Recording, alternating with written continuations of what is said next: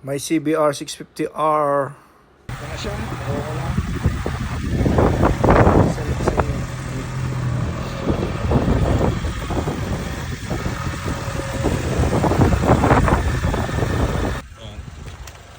Check tayo ng gulong. Biyahe tayo.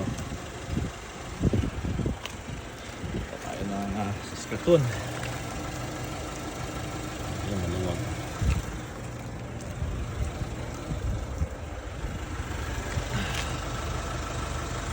Tayo sa Saskatoon.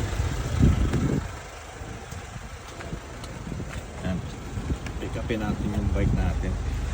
So ngayon, tayo pick upin natin yung bisikleta yung bike. Tayo sa Saskatoon. Para mamaya, magamit na natin. So update ko kayo mamaya. Ayan, papunta na tayo ngayon. Ayan guys. Tara tayo ngayon, pipick upin na natin yung bike natin. Nakakuha na natin yung rehistro. Ayan. So going to Saskatoon, doon sa Honda dealer. So mapipick up na natin yung ating bike na sports bike. Ayan. Hindi ko lang alam kung ano pa ipapangalan ko sa kanya. So nag-iisip pa ako kung ano ipapangalan natin. 14, so naka cruise control. Yan lang, ganyan lang ako. So sa Regina Beach now. So almost 2 hours pa bago makarating doon. So ayan.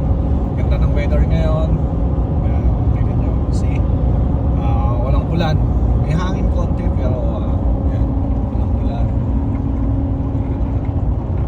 So see you later. Update ko kayo ulit.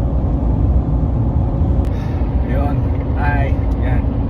So, yun na nga. Malapit na tayo. So, pupunta na tayo ngayon sa Saskatoon, sa Honda. Pala, ang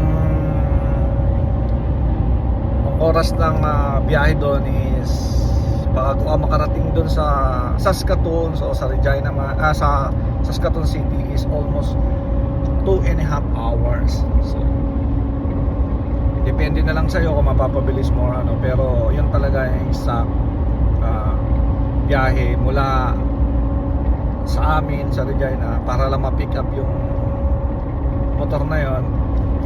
2.5 hours talaga ang tatakbuhin ko. So yan nga, yan yung takbuhan. Halos layo-layo talaga dito. So depende na lang sa lugar mo kung swerte mo kung meron at least 10 minutes, 15 minutes. Pero dito talaga layo ng mga city, ganoon talaga. Yan, let's see natin kung mag-enjoy tayo doon. Yan natin, mamaya video li ako. So, let's take a look. Ayan, tingnan nyo yung daanan, ba?